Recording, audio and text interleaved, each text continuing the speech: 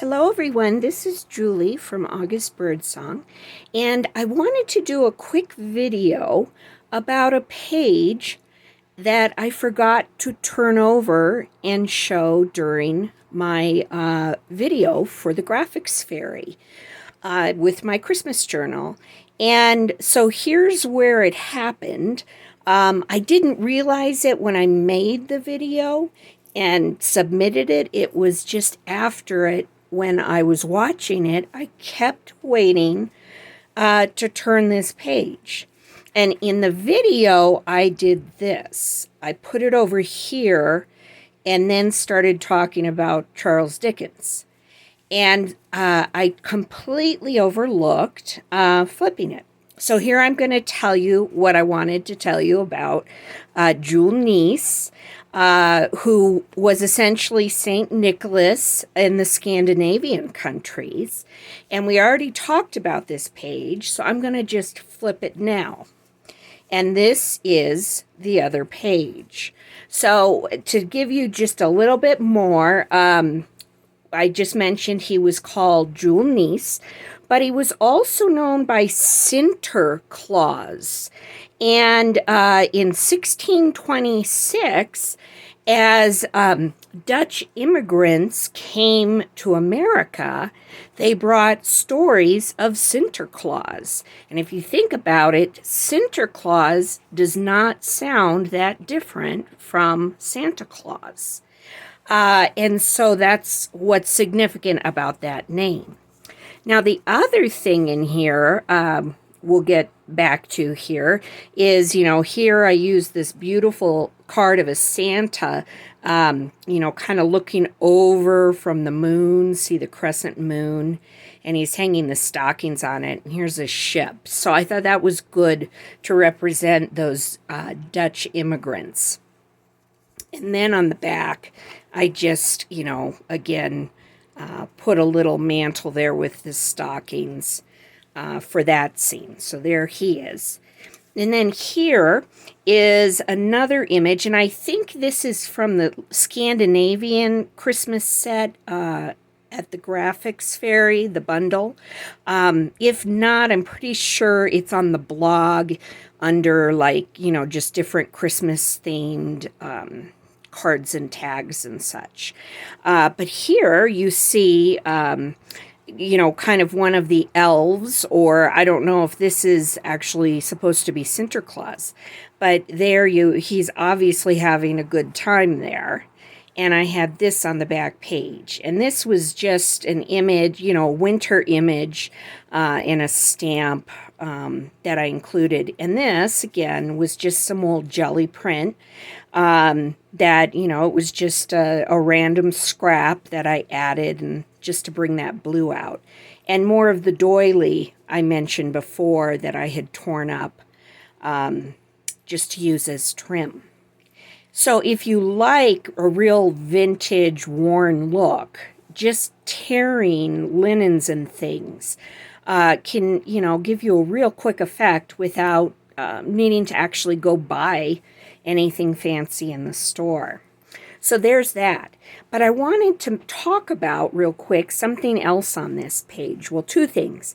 We have a mention of tree spirits and also January 5th. And if you look closely at this page, you can see here again are some more elves, and they're celebrating up here with the new year. And it's becoming January 1st. Well, again, in old folklore, there was some stories about elves, tree spirits actually, getting into mischief if the tree had not been taken down by January 5th. And you might say, well, why January 5th? Well, that was the 12th day of Christmas celebrations. And the tree spirits, supposedly, were in the tree for all of the celebrating. So maybe he's a tree spirit, and you can see he's having a jolly time. But they didn't like it if the celebration and the tree went on beyond January 5th. And in fact, they might even cause trouble. They might steal from you or destroy something, take something. And so, the idea was by January 5th, the tree needed to be out of the house or out of the castle because those tree spirits might come and do you harm. And when you think of tree spirits, think of, again, little beings, whether they're elves or gnomes or, I mentioned the trolls coming up from under the ground. But also remember that, like going back to my Halloween video, if you saw it, there was a lot of belief that nature was really alive and listening to all of the people.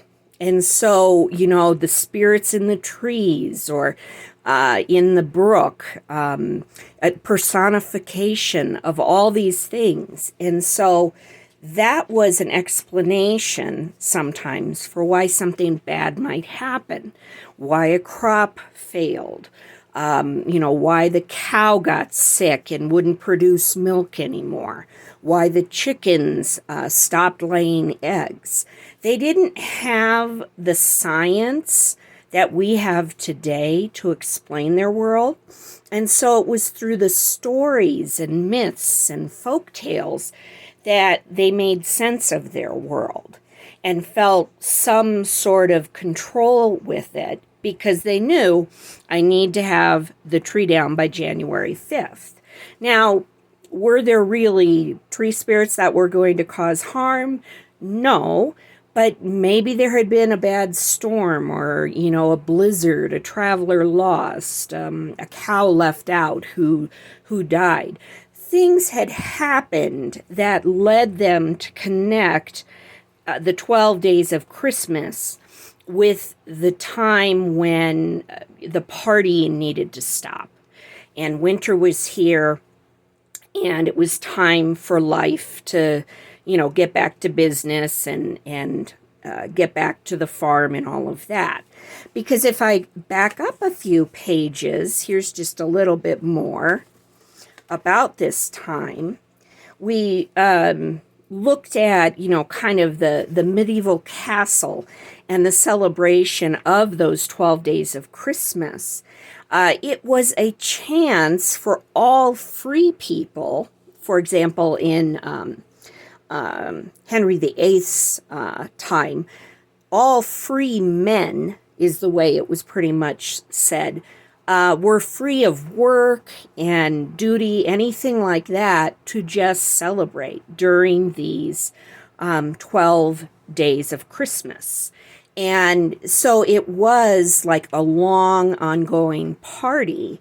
But when it was time to clean up and put everything away and get back to work, well, then you needed to do that.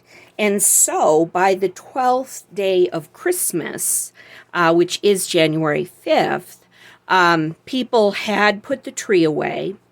It was also popular to go to the theater.